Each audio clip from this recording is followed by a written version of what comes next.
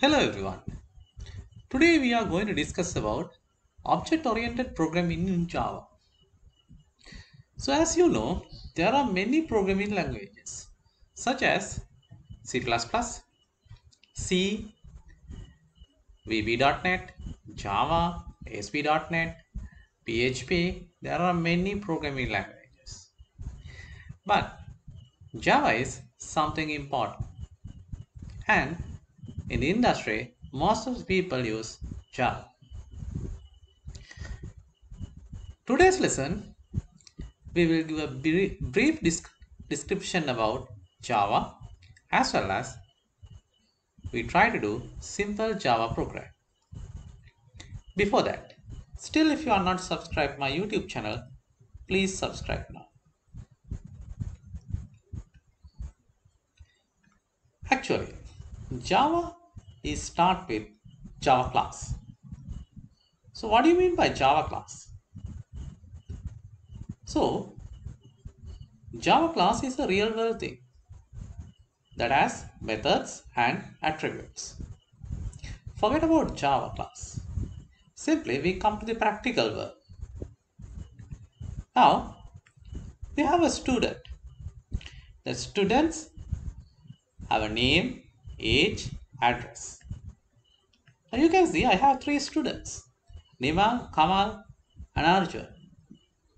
So age is Nima is 21 and he lives in Colombo 6 and Kamal is 16 years old, lives in Bambalapitiya and Arjun 22 years old, lives in Kotta. So you can see that here the class is a student, but the class can be described using attribute and behavior. That means variables and methods. We will talk about variables and method later. Now, here you can see my class is a student. Student is a real world thing. There are many students, but all the students have name, age and address. Fine. Now let's see how to create a class. Simple. You can see class start with simple class. That is a keyword. It should be simple. And every class should have a class name. That I use student. And then once you declare a class, you have to start a class as a open bracket. And then class should be end with close bracket. In between open bracket and close bracket, that is we call as a scope of the class. And inside the class, we have a attribute and methods that will describe about our class. Let's start with Java. Here you can see that is my class name, that is a student. And then after that I create my class with open bracket and open bracket to end bracket, that is we call as a scope of the student class. And then here you can see this is my end of the class. So after that does not belongs to the student class. Now I want to complete my first program that I just want to print my name. Now inside my class I have a something called main method. Yes. And in the main method that's public, static, void, main, string, args. So that is a method. So method name is a main. So we will talk about method later.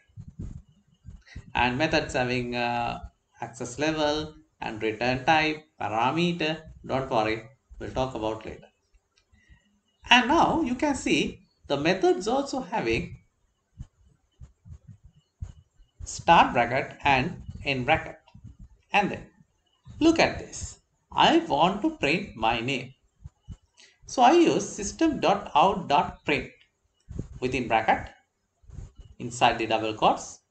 I am Priyanga Sirivadu. Let's see. So I little bit large. This is I need as a output. The output should be a print and it is the output. Therefore, out.print. And then where I'm getting is getting in my screen, that is system. So I use system.out.print. And the statement should be end with semicolon. Remember, print statement should be end with semicolon. And then look at this. Here, I am Priyanga Sirivadhan. That is a collection of character, or else we call as a string. Now, here, that should inside double quotes. That should inside double quotes. Fine. Now, my program. Class, student, and I have a main method. I have a print method or print statement as well. And then I'm going to save my program. So that is student.java. What is this? This is simply we call as a source code. This file we call as a source code.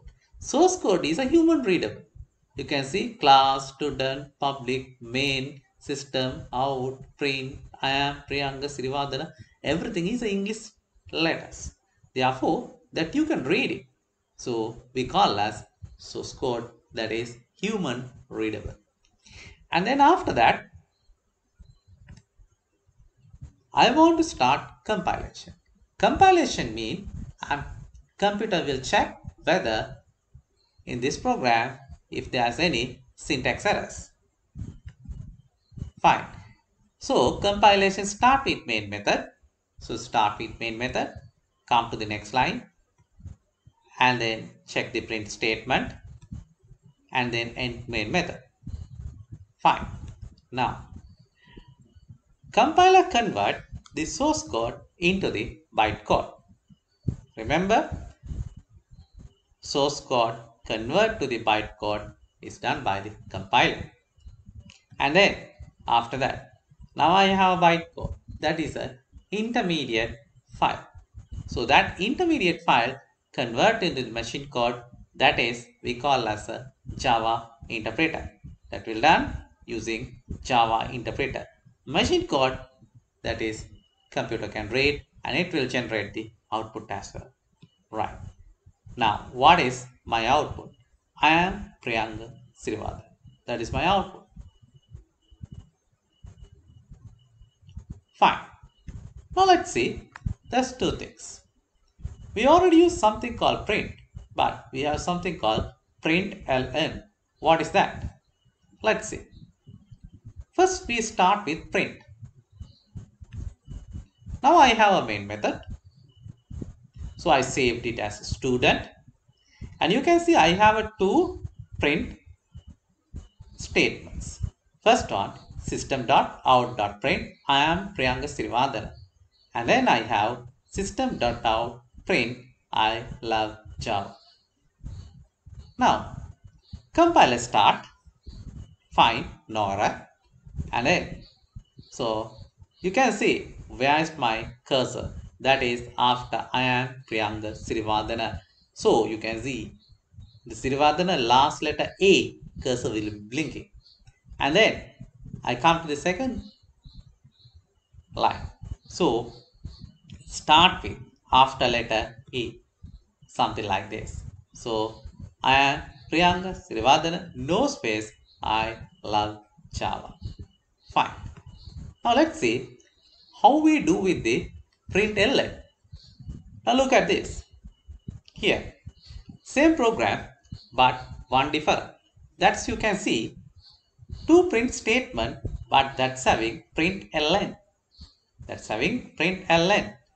So both statements are you have system.out.println, I am Priyanga Sirivadana, and then you have system.out.println, I love Java. Fine. So let's start with this, and then it will print like this. system.out.println I am Priyanga Srivadana.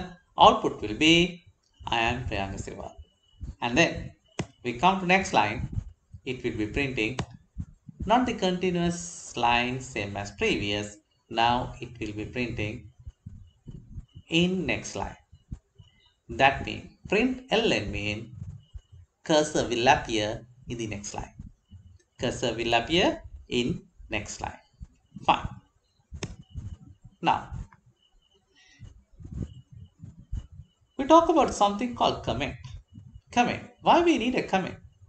So actually it will be improve the readability. Now for example, you create a class, you create a method, you create a variable. So there should be a specific purpose why you're going to create a class. What is the purpose? Who create? Those things give high readability in the coding. So one person might develop the coding and another person might need to change the code. Therefore, the second person should have a proper understand what is the purpose of this method, what is the purpose of this variable. Therefore, comments are really important. Now, there are two types of comments. First one is a single line comment. That means only one line can make it as a comment, and multi-line. So that means more than one line, maybe 3, 4, 5 lines, you can make it as a comment. Remember, comment will not run or comment will not compile.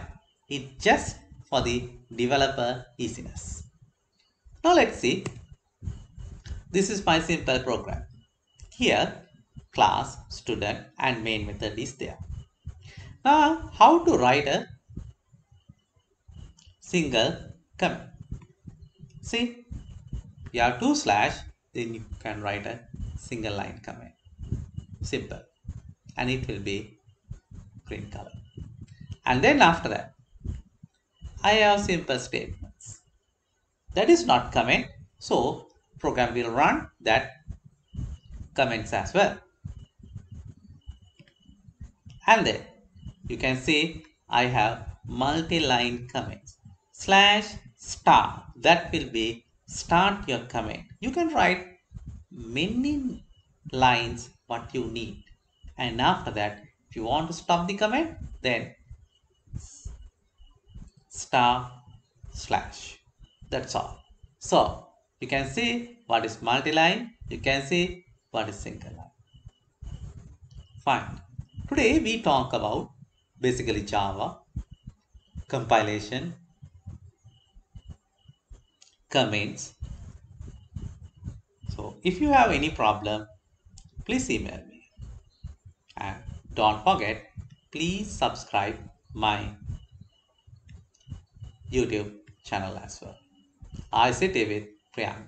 Don't forget to click bell icon. Thank you. See you soon.